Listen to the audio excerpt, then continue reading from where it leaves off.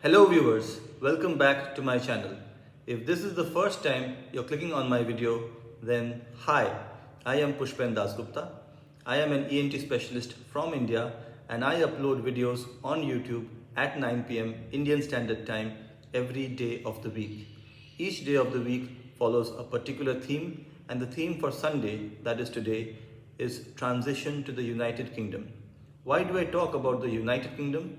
It's because as I record this video, I hold registration to practice medicine in both India and in the United Kingdom. So today we will talk about the age-old conflict between expectations and reality. One of my favorite quotes is happiness equals reality minus expectations. What do I mean by this? If you are a Hindi movie buff like me, then maybe you've heard of a movie called Swades. Maybe you've also heard of a movie called Dunki. Both movies feature Shah Rukh Khan, and both movies talk about the journey of an Indian from one country to another. Basically, I'm trying to say Shah Rukh Khan has been making the same movies over and over again. Just kidding.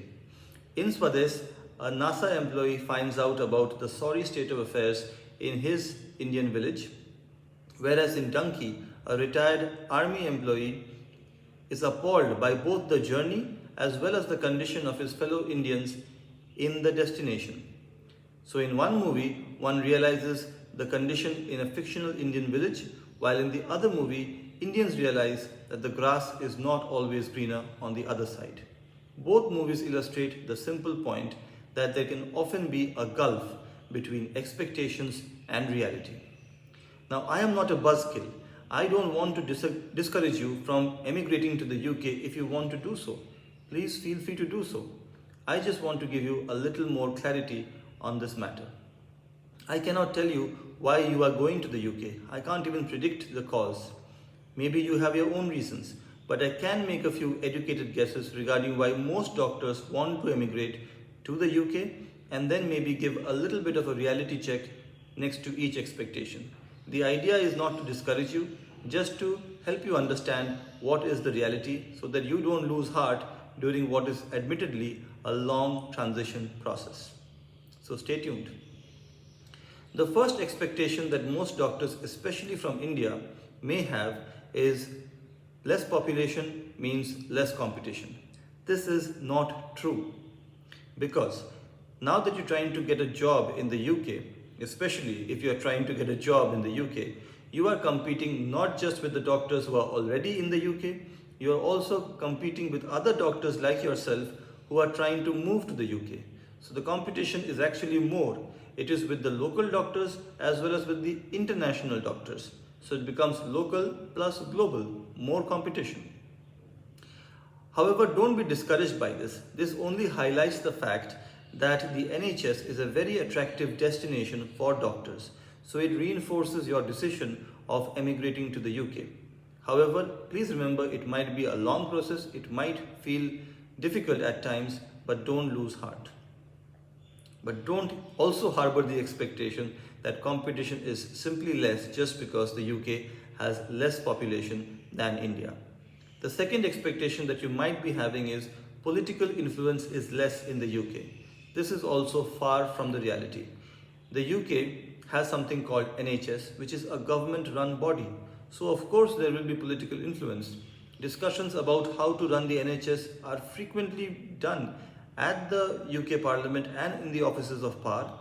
It's a good thing that consultations are made with appropriate authorities from the medical fraternity, but to imagine that political influence will be missing in the UK, that is just wishful thinking.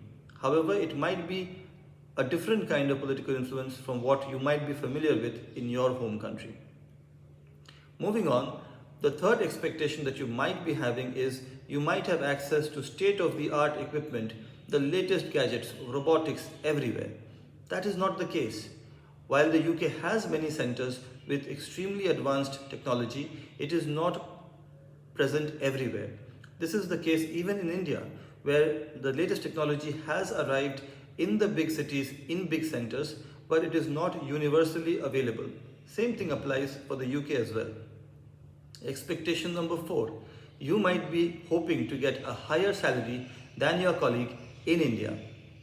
I have addressed this in a previous video. I'll leave a link to it in the description below.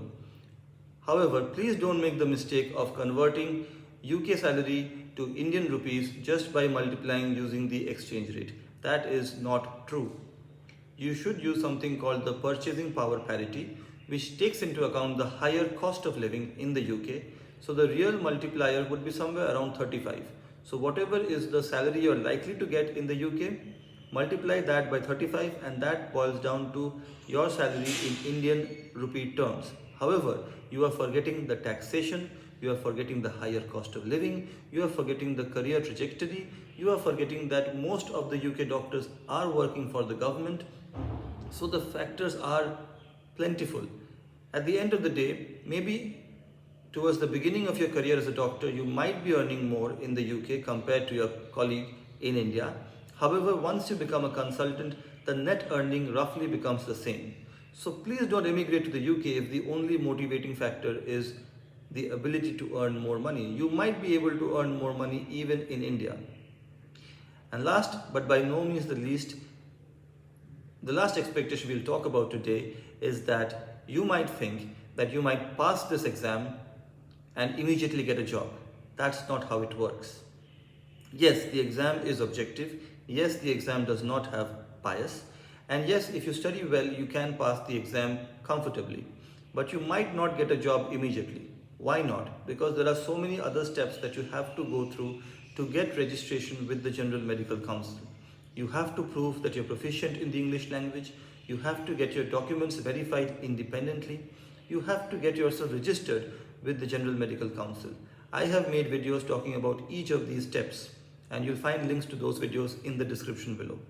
But once you are registered with the General Medical Council and the only thing left is to get a job so that you can emigrate to the UK to start working as a doctor, you still might have to wait for about 7 months. It's not me who is saying this. This is data from the General Medical Council, which clearly states that the median wait time from registration to getting the first NHS job is about 7 months. So it is a marathon, not a sprint. You might get discouraged in this long process. Please don't do so. The only way to not get discouraged is by remembering the why. Why do you want to emigrate to the United Kingdom? I hope you like watching this video. I hope you like watching my other videos.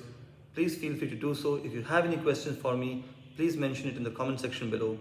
Take care, bye bye, and please don't forget to be awesome.